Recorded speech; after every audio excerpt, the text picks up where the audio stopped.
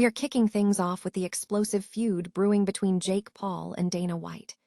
Jake Paul blasted Dana White, calling him an insecure little boy after the UFC boss dropped a massive announcement regarding Conor McGregor's return.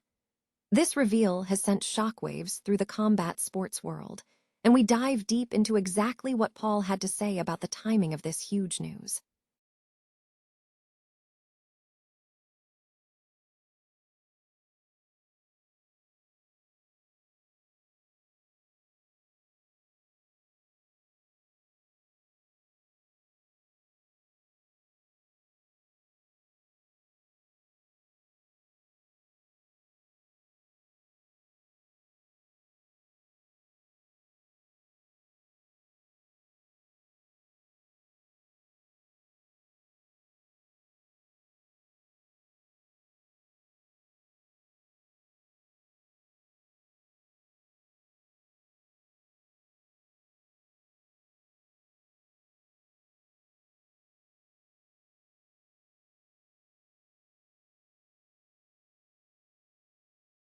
We also hear from MVP co-founder Nakasa Bidarian on her measured response to this entire sequence of events.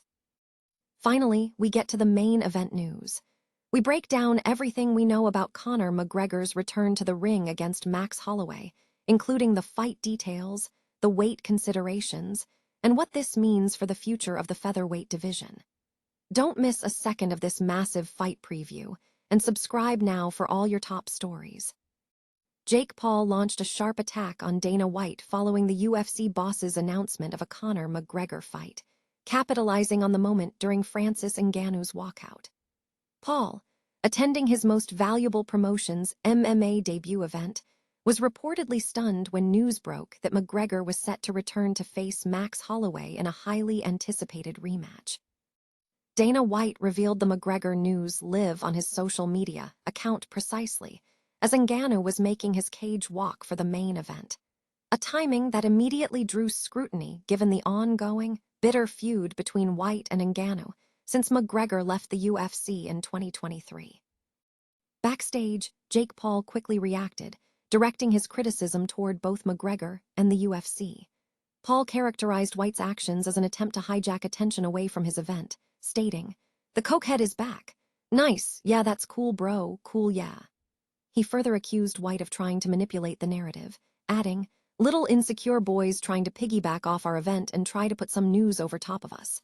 And drop it during our event doesn't matter." That just shows how pressed they are. Despite the surrounding drama, Francis Ngannou immediately reclaimed the focus. The former UFC heavyweight champion delivered a dominant performance, flattening Philippe Lins in the opening round with a devastating stoppage victory. The MVP MMA debut card also featured a significant moment as Ronda Rousey reclaimed her dominance, submitting Gina Carano with her signature armbar in just 17 seconds. Jake Paul expressed frustration towards Dana White following the announcement of Conor McGregor's comeback.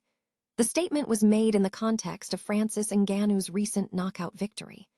The report highlights the ongoing buzz surrounding McGregor's potential return and the reactions from figures within the boxing and MMA world, underscoring the high-stakes nature of these athlete announcements.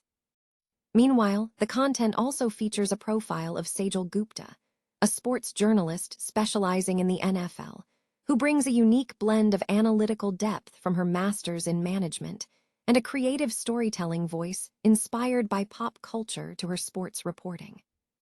Jake Paul aggressively confronted Dana White following the strategic announcement of the UFC 329 lineup during an MVP MMA event.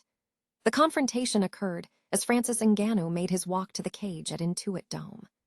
White had used Instagram Live during UFC Fight Night 276 to reveal the International Fight Week card for July 11, headlined by Conor McGregor vs. Max Holloway 2.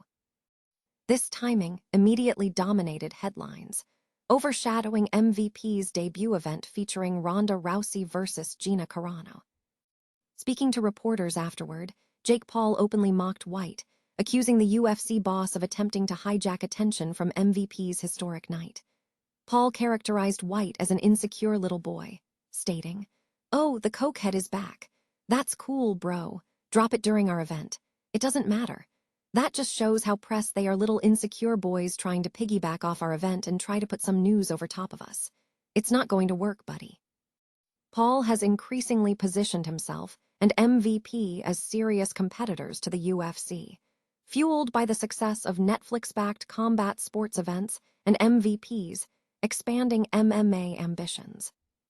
In contrast, MVP co-founder Nakasa Bidarian adopted a more measured, yet pointed, tone. Bidarian praised McGregor's return while thanking White for the timing of the announcement, noting that McGregor is one of the most engaging characters in the sport. Bidarian also signaled future business possibilities, emphasizing the potential for a mega-fight between Paul and McGregor in either boxing or MMA, aiming to shatter records. Bidarian concluded by acknowledging the timing. Welcome back, Conor, and thank you, Dana, for bringing him back during the Francis Ngannou walkout. That's beautiful. The sequence heightened the growing rivalry between the UFC and MVP. While the UFC announcement dominated headlines, Bidarian's comments fueled speculation about a potential high-stakes confrontation between Conor McGregor and Jake Paul, given Paul's long-standing pursuit of McGregor and McGregor's past interest in crossover bouts. The official return of McGregor at UFC 329 instantly elevated the prospect of a future Paul McGregor fight into one of the sport's biggest potential financial matchups. Dana White has announced a highly anticipated return for Conor McGregor, setting up a rematch against Max Holloway. McGregor, who has not competed in a sanctioned fight for 5 years, is set to face Holloway in a bout to rekindle the excitement for a featherweight championship. The two fighters, now in their mid-30s, will revisit their previous contest from August 17, 2013, where McGregor secured a unanimous decision victory. The scheduled event is set for July 11 at the T-Mobile Arena in Las Vegas. The fight will be contested at the welterweight limit of 170 pounds across 5 5-minute rounds and will be streamed on Paramount+.